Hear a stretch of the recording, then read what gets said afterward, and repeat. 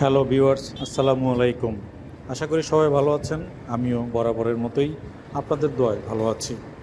তো আজকে আমি যে রাস্তাটি দিয়ে যাচ্ছি সেটি পোস্তাগোলা থেকে পঞ্চবটি পর্যন্ত, চাষারা পর্যন্ত গিয়েছে, অন্যদিকে গিয়েছে মুন্সিগঞ্জ। কিন্তু রাস্তার এত বেহাল দশা সম্পর্কে আপনাদের বর্ণনা করলে আপনারা আসলে বুঝতে পারবেন যে উন্নয়ন এর জোয়ার এই রাস্তা দিয়ে এখন পর্যন্ত কেন বইল না। অথচ এই রাস্তাটাতে টোটালি একটা ইন্ডাস্ট্রিয়াল এলাকা।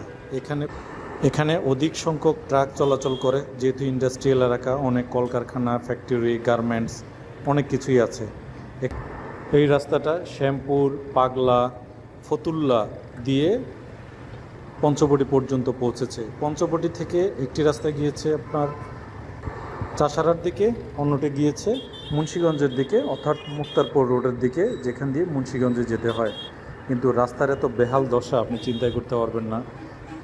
যখন রাস্তাঘাটে পানি জমা থাকে না, শুকনো থাকে, তখন প্রচুর ধুলা থাকে, রাস্তায় অন্ধকারাচ্ছন্ন দেখা যায় না।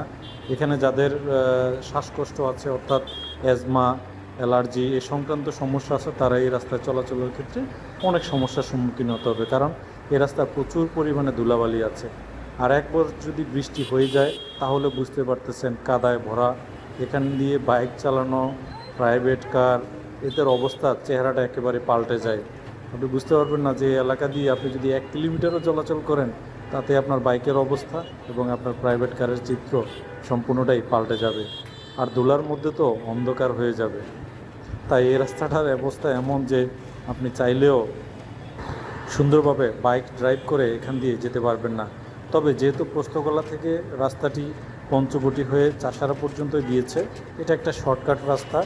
যদি আপনি এটা দিয়ে যেতে না পারেন তাহলে আপনাকে যাত্রাবাড়ি দিয়ে, সাইনবোর্ড হয়ে, ঝালকুড়ি দিয়ে আপনার চাষারাতে আসতে হবে। সেক্ষেত্রে আপনার রাস্তাটা অনেক বেশি হবে। আর পোস্তাগোলা দিয়ে এখান থেকে রাস্তাটার দূরত্ব হবে সর্বোচ্চ 12 থেকে 14 কিলোমিটার, এর বেশি হওয়ার কথা নয়। তো যারা পোস্তগোলা থেকে নারায়ণগঞ্জে আসতে চান তারা রাস্তার এর বেহাল দশা একটু দেখিয়ে আসবেন। আসার পরে মাঝপথ থেকে আপনি ফিরে যাওয়ার কোনো সুযোগ নেই, কারণ পুরো রাস্তাটাই এমন অবস্থা। আমার মনে হচ্ছে এই রাস্তাটাতে খুব দ্রুত সংস্কার করা বা রাস্তাটা আরও বাড়ানো উচিত বলে আমি মনে করি। এই রাস্তার উপর দিয়ে, অর্থাৎ ফতুল্লার কাছাকাছি গিয়ে কিন্তু আপনার বিশাল বড় ওভারব্রিজের মতো হয়েছে, বা অর্থাৎ ফ্লাইওভার হয়েছে, যেখান দিয়ে ট্রেন চলাচল করে সেটা আপনার পদ্মা সেতুতে গিয়ে মিলিত হচ্ছে। তো এখান দিয়ে বেশ বড় বড় কলকারখানাও আছে।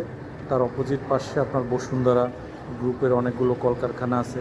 এখানে আপনার লোহার অনেকগুলো কারখানা আছে, বিভিন্ন ধরনের কারখানা এই রাস্তার দুপাশ দিয়ে কিন্তু আছে। যদিও এই মুহূর্তে মুক্তারপুর থেকে আপনার পঞ্চবটি হয়ে চাষারা হয়ে বড় একটি রাস্তা তৈরি হচ্ছে, এখান দিয়ে ফ্লাইওভার তৈরি হচ্ছে। এই ফ্লাইওভারটি হয়ে গেলে হয়তো এই ধরনের চিত্রটা আর থাকবে না। কিন্তু পঞ্চবটি থেকে শ্যামপুর, পোস্তাগোলা পর্যন্ত এই রাস্তায় কোনো ধরনের কাজ হচ্ছে না। অর্থাৎ আপনার চাষারা থেকে পঞ্চবটি হয়ে মুক্তারপুরের দিকে যে রাস্তাটা যাচ্ছে সেটা আপনার এক্সপ্রেসওয়ের মতো তৈরি হয়ে যাচ্ছে, এবং ঢাকা শহরের মতো যে বড় বড় ফ্লাইওভার আছে এই ধরনের ফ্লাইওভারের কনস্ট্রাকশন কাজও চলছে। তবে এটা দীর্ঘ সময়ের ব্যাপার। কনস্ট্রাকশন কাজ শেষ হইতে সম্ভবত আরও 4-5 বছরও লেগে যেতে পারে। তো এই রাস্তা দিয়ে চলাচলের ক্ষেত্রে আমি আমার বাইকার ভাইদেরকে বলবো আপনারা একটু সাবধানে চলাফেরা করবেন। বর্ষার সময় তো বেহাল দশা, আর গরমের সময় যখন প্রচুর ধুলাবালি উঠতে থাকে তখন আপনাকে কভার হেলমেট পরতে হবে, গ্লাস পরতে হবে, এবং যদি পারেন একটা ডাস্ট কোট পরে নেবেন।